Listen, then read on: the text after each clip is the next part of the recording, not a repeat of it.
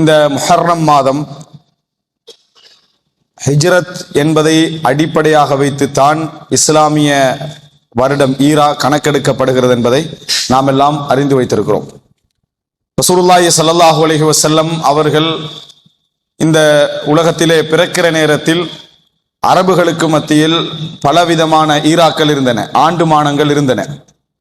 அதில் பிரபல்யமான ஒன்றுதான் யானை ஆண்டு என்பது.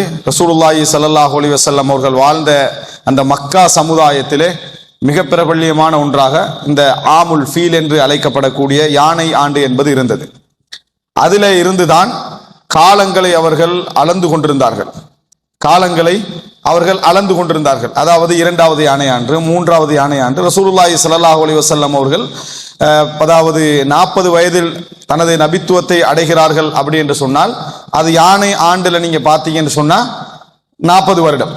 யானை ஆண்டுல பார்த்தீங்கன்னு சொன்னால், ஏனால் ரசூலுல்லாஹி ஸல்லல்லாஹு அலைஹி வஸல்லம் அவர்கள் யானை ஆண்டில் பிறந்தார்கள்.